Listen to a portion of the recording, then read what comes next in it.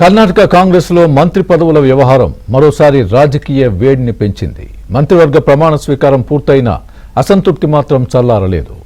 మంత్రి పదవి దక్కలేదన్న అసంతృప్తితో కొందరు ఎమ్మెల్యేలు బహిరంగంగానే తమ ఆవేదన వ్యక్తం చేస్తున్నారు.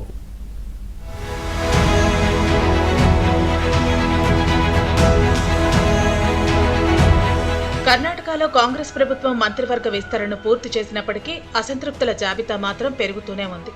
మంత్రి పదవులు ఆశించిన పలువురు సీనియర్ ఎమ్మెల్యేలకు అవకాశం దక్కకపోవడంతో వారు బహిరంగంగానే అసంతృప్తిని వ్యక్తం చేస్తున్నారు. కొందరు ఎమ్మెల్యేలు పార్టీ అధిష్టానంపై విమర్శలు చేస్తూ ఉండగా మరికొందరు రాజీనామా వరకు వెళతామని హెచ్చరికలు చేస్తున్నారు.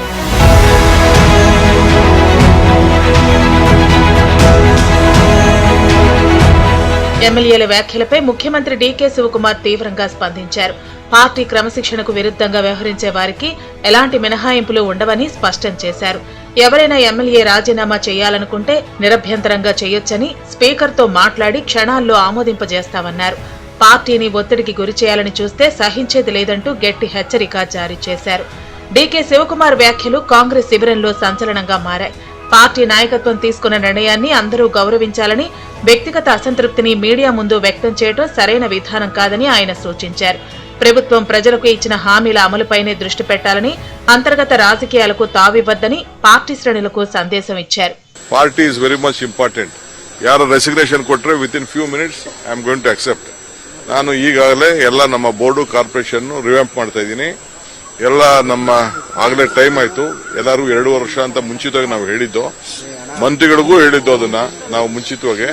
ఇదిలా ఉండగా అసంతృప్త ఎమ్మెల్యేలు మాత్రం తమ డిమాండ్లపై వెనక్కి తగ్గే సూచనలు కనిపించడం లేదు. మంత్రి పదవుల కేటాయింపులో సామాజిక సమీకరణలు, ప్రాంతీయ సమతౌల్యం, సీనియారిటీ వంటి అంశాలు పరిగణలోకి తీసుకున్నామని పార్టీ అధిష్టానం చెబుతున్నా అవకాశం కోల్పోయిన నేతలు మాత్రం తమకు అన్యాయం జరిగిందనే అభిప్రాయాన్ని వ్యక్తం చేస్తున్నారు. ఈ పరిణామాలు ప్రతిపక్ష బీజేపీ, జేడీఎస్ కు రాజకీయ అస్త్రంగా మారాయి. కాంగ్రెస్ లో అంతర్గత కుమ్ములాటలు బయటపడుతున్నాయని, ప్రభుత్వం కంటే పదవుల రాజకీయాలకే ప్రాధాన్యం ఇస్తోందని ప్రతిపక్షాలు విమర్శలు గుప్పిస్తున్నాయి. మరోవైపు కాంగ్రెస్ అధిష్టానం మాత్రం అసంతృప్తులను బుజ్జగించే ప్రయత్నాలు కొనసాగిస్తోంది.